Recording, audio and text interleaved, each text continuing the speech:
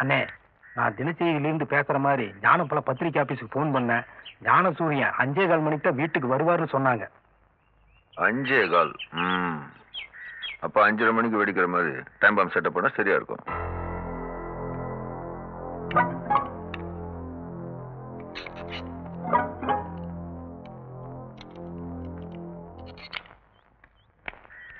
வணக்கம் ஐயா. வணக்கம். ஆசிரியர் இல்லைங்களா?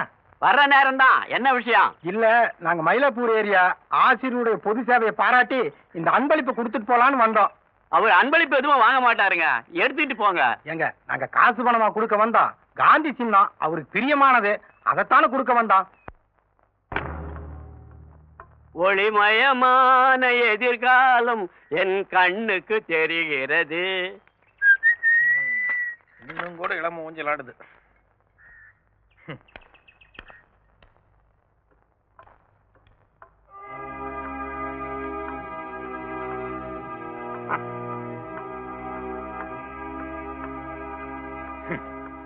யாருகிட்டயும் எந்த காரணம் கொண்டோ அன்பளிப்பே வாங்கக்கூடாதுன்னு 90 தடவை சொல்லியாச்சு.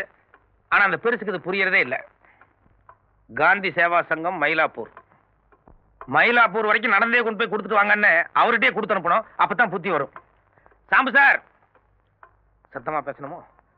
சாம்பு சார்! அம்மா நீங்களா? நானே கேட்டுக்கிறேன். சாரி.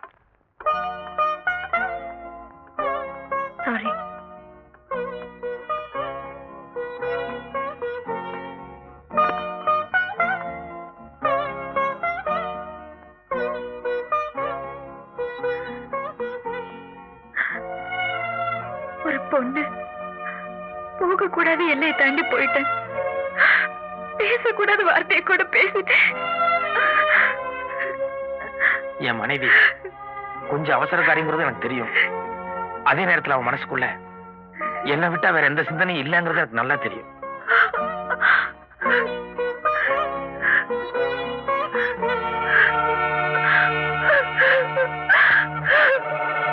யோ தாடி, உள்ள போய் ஆசிரியர்கிட்ட அவருடைய மச்சானும் என்னோட மைத்தனர் வந்திருக்கான்னு சொல்லு. உனக்கு நான் அன்னைக்கே சொல்லியிருக்கேன், நீ என் டிரைவர். மொதல் நான் இந்த வீட்டுக்கு வந்தப்போ நீயும் கூட வந்த. அந்த கிரகாச்சாரமோ என்னமோ என் தங்கச்சி டைவர்ஸ் வரைக்கும் போயிடுச்சு. இன்னைக்கு எங்க குடும்பத்துல எல்லாரும் ஒண்ணு சேர சந்தோஷமான நாடு. நீ உள்ள வராத, இங்கே நில்லு. முதலாளி, இந்த கட்டடத்தை பத்தி உங்களுக்கு தெரியும். இது எந்த நிமிஷம் வேணாலும் இடிஞ்சு உங்க தலையில விழுகலாம். நான் வந்து கையில தாங்கி பிடிச்சிருவோம்ல. உள்ள பாமே இருந்து வெடிச்சு செதறனாலும் பரவாயில்ல, நீ இங்கேயே நில்லு. ஆயமா வா. ஐயோ முதலாளி! வாங்கண்ணே, நல்ல நேரத்துல வந்திருக்கீங்க. நல்ல நேரமா? இந்நாள் இனிய பொன்னாள், என் வாழ்க்கையிலே மறக்க முடியாத ஒரு நன்னாள். சந்தோஷத்தினுடைய உச்சம்னு சொல்லுவாங்களே, அந்த உச்சத்துல நான் அப்படியே சிறகடிச்சு பறந்துகிட்டு இருக்கேன். அந்த சந்தோஷத்துல நான் செத்து போயிட்டா கூட நான் ரொம்ப சந்தோஷப்படுவேன். ஏன்னா என் மனசுக்கு அப்படி ஒரு நிம்மதி. வாய கழுவுங்க. என் தங்கச்சி தாலி இருக்கிறது உங்களுக்கு அவ்வளவு சந்தோஷமான சமாச்சாரமா? ஏய் கருமா, உன்னை எவன்டா உள்ள வர சொன்னது? எருமை நிறம் கருப்புதான் தாத்தா. இருடா செய் பண்றேன். ஆனால் அந்த எருமை தரும் பால் தூய வெண்மை அல்லவா? சிங்கண்ணா, இதுதான் சிங்கு. எப்படியோ அவன் எருமைங்கிறத நீங்க ஒத்துக்கிறீங்களா? மாப்பிள, நீங்களும் தங்கச்சி ஒன்னா சேர்ந்தது பாக்குறதுக்கு கண்கொள்ளா காட்சியா இருக்கு. இதே மாதிரி மந்திரி அப்பாவும் நீங்களும் ஒன்னா சேர்ந்தீங்கன்னா நான் புலகாங்கித அடைஞ்சிருவேன். என்ன மன்னிச்சிருங்க. அந்த ஆளை பத்தி உங்களுக்கு தெரியாது.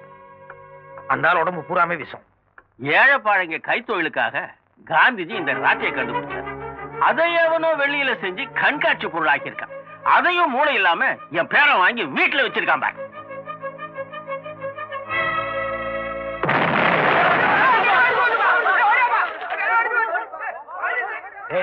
அநேகமா வீட்டோட முன்பகுதியே இடிஞ்சு விடுங்க. அந்த சத்தம் தான் இது. இந்த பகுதி இடிஞ்சு விடுவதற்குள்ள நான் பின்னால் ஓடி போயிருவோம். அப்ப காரி நேரம் சட்னியா இருக்கு. நம்ம ஹெலிகாப்டர் வாங்கிக்கலாம் வாடா. என்னாச்சு தாத்தா? ஆசிரியர கொஞ்ச நேரத்துக்கு முன்னால யாரும் அன்பளிப்பா கொடுத்துட்டு போல ராட்டை, அத வீட்டுல இருந்து எடுத்துட்டு வந்து வீசி எரிஞ்சாரு. அதே நேரம் பாம் மாதிரி பத்தி பிடிக்குது. பாம் மாதிரி இல்ல, பாம தான் யாரோ ராட்டுக்குள்ள வச்சு கொடுத்துருக்காங்க.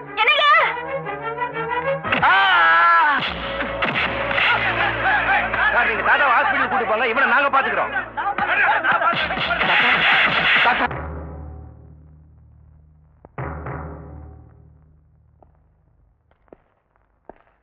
பயப்படுறதுக்கு ஒண்ணு இல்ல.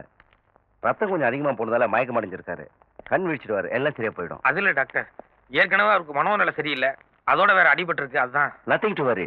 இன்னும் half an hourல எல்லாம் சரியா போயிடும். Be seated please. தேங்க்யூ.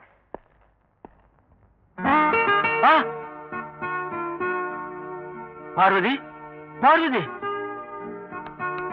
நீங்க எழுந்திருக்கூடாது, படுங்க. இல்லம்மா, என் மருமக பார்வதிக்கு என்ன ஆச்சு? கார் ஆக்சிடென்ட் ஆச்சு. பார்வதிக்கு என்ன ஆச்சு சொல்லுங்க, சொல்லுங்க. கார் ஆக்சிடென்ட் எல்லாம் ஒண்ணு இல்ல, கீழே விழுந்து உங்களுக்கு தலையில அடிபட்டு இருக்கு. படுத்து ரெஸ்ட் எடுத்துக்கங்க. இல்ல டாக்டர், நிச்சயமா கார் ஆக்சிடென்ட் தான். உள்ள என் மருமக இருந்தா, அவளுக்கு என்ன ஆச்சு? யாருங்க இந்த பார்வதி? எங்க அம்மா. இவர் ஏற்கனவே மனநிலை சரியில்லாதவர், அதான் உளறிட்டு இருக்காரு. ஞான சூரியன்றவர் தான் உங்களை அட்மிட் பண்ணாரு. இந்தம்மா, அவர் வெளியில தான் இருப்பாரு, போய் கூட்டிட்டு வா. நானும் சூரியன் குழந்தை. குழந்தையா? அவருக்கு கல்யாணம் ஆகி அவருக்கே ஒரு குழந்தை இருக்கான். தாத்தா,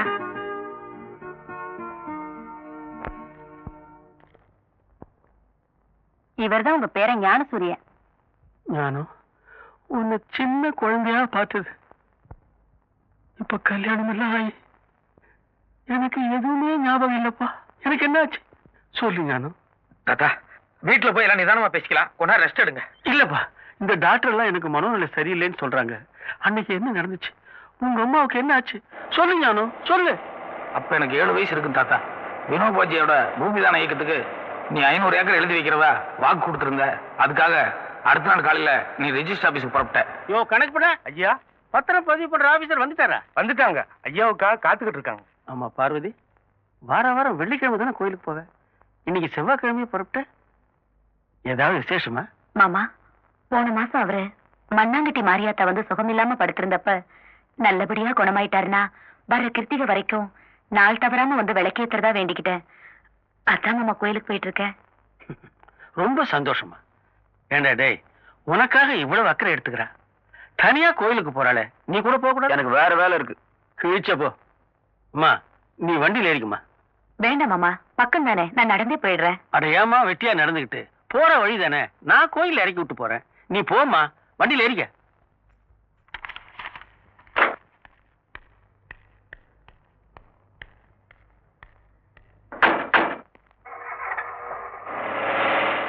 என்னையா அது? பெரிய ஒரு கார்ல போவாரு, பிரேக் கட்டியை லூஸ் பண்ணி விடு, எங்கேயாவது முட்டி மோதி சாவட்டும்னு சொன்னீங்க. நானும் பிரேக் கட்டியை லூஸ் பண்ணி விட்டேன். இப்ப ஐயா கூட அம்மாவும்ல போறாங்க. விட்டு தள்ளு. 500 ஏக்கர் பூமி நமக்கு வருதுன்னா 5-6 அம்மா வருவா. நீ கிளம்பு.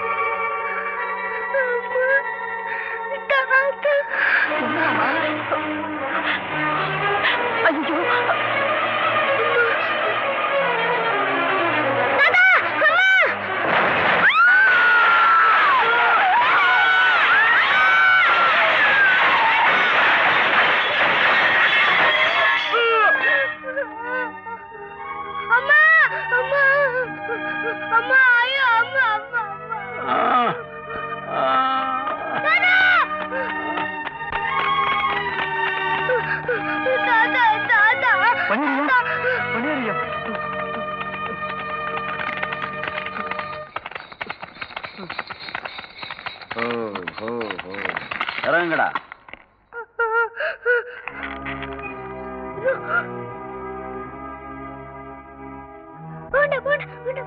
உங்க அம்மா உள்ள இருக்காங்கப்பா. உங்க அப்பா தானப்பா?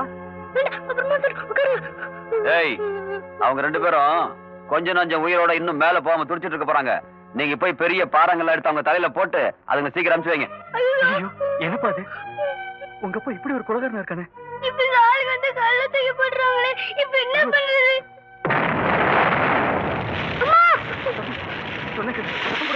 சத்தம் போடு. ஒண்ணு சொல்லுப்பா. உங்க அப்பா தெரியா, நம்மளையும் சேர்த்து கொண்டு போட்டுருவோம். சரி வாங்கடா, கொலை பண்ணிட்டு கொள்ளி வைக்கலாம்னு நினைச்சேன். இப்ப கொள்ளி வைக்கிற செலவு மிச்சம். யாராவது பார்த்துட்டு வந்து தகவல் கொடுப்பாங்க, அப்புறம் வந்து ஒப்பாரி வைக்கலாம். இனிமே உங்க அம்மாவை காப்பாற்ற முடியாது. உங்க தாத்தாவையாவது ஹாஸ்பிட்டல் கொண்டு போய் சேர்க்கலாம்ப்பா. வாப்பா, வாப்பா.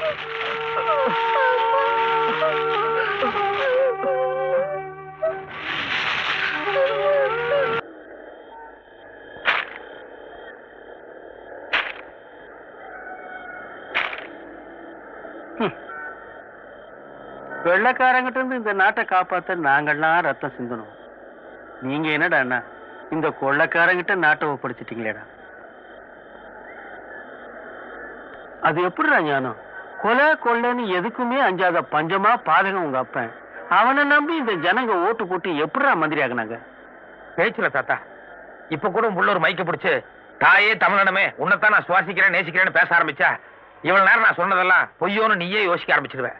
அப்புறம் சாதாரண ஜனங்களை பத்தி சொல்லணுமா என்ன? இல்ல ஞானம், இந்த நாட்டு ஜனங்க மேல எனக்கு நம்பிக்கை இருக்குடா. முதல்ல காந்திஜி சுதந்திர போராட்டத்தை ஆரம்பிக்கும் போது யாருமே கண்டுக்கல. சுதந்திரத்தினுடைய பெருமை என்னன்னு புரிய வச்சதும் வெள்ளைக்காரன் துப்பாக்கி நீட்டினான். ஆனா இந்த ஜனங்க அஞ்சாம நெஞ்ச நிறுத்தி முன்னால வந்து நின்னாங்கடா. அதே மாதிரி இந்த நாட்டு ஊழல் அரசியல்வாதிகளை பத்தி என்னன்னு புரிய வச்சுட்டோன்னு வையி, அவங்க எரிமலையா குமுறி வடிக்க ரொம்ப நேரம் ஆகாது ஞானம், ரொம்ப நேரம் ஆகாது. தாத்தா, ஆமா ஞானம், உங்க அப்ப மாதிரி அயோக்கியத்தனமான அரசியல்வாதிகளுடைய பொய்யான முகத்தரையை கிழிச்சு சுயரூபத்தை நாட்டு மக்களுக்கு காட்ட வேண்டியது நம்ம கடமை ஞானம், கடமை. இல்லாட்டி நாம 2 பேரும் உயிரோட இருக்கிறதே வேஸ்ட் தான். தாத்தா, துடிக்குது நிஜம் ஜெயிப்பது நிஜம்னு அடிக்கடி சொல்லுவியே, இங்க பாரு உணர்ச்சி வசப்பட்டு என் உடம்பு எல்லாமே துடிக்குது. நம்ம 2 பேரும் இப்பவே உன் புள்ள வீட்டுக்கு எதிரில் போய் நடு ரோட்ல உட்கார்ந்து சாகுமுறை உண்ணாவிரதம்னு ஒரு மிகப்பெரிய போராட்டத்தை ஆரம்பிச்சிருவோம் தாத்தா. அதை விட நாம 2 பேரும் இந்த மாடியிலிருந்து எட்டி கீழே குதிச்சு போய் சேர்ந்துடலாம். தாத்தா, பின்ன என்னடா, வெள்ளைக்காரனுக்கு மனசாட்சி இருந்தது. அதனால காந்திஜி ரூட்ல அஹிம்சா வழியில அவனை எதிர்த்து போராடினதுல அர்த்தம் இருந்தது. ஆனா உங்க அப்பா மாதிரி ஊழல் அரசியல்வாதிகள்லாம் மனசாட்சியே இல்லாத கொள்ளைக்காரனுங்கடா. அவனுக்கு காந்திஜி ரூட் சரிப்பட்டு வராது. நேதாஜி ரூட்ல போய் அதிரடி தாக்குதல் நடத்தினாதான் சரி வரும். Come on, follow me. தாத்தா, இப்ப நம்ம எங்க போறோம்? நானும் எங்க போறோம் எதுக்கு போறோம்னு கேட்டு என் டைம் வேஸ்ட் பண்ணாத. நான் ஒரு யுத்தத்துக்கு ரெடி ஆயிட்டேன். ஜெய் ஹிந்த். நேதாஜி, தாத்தாஜி.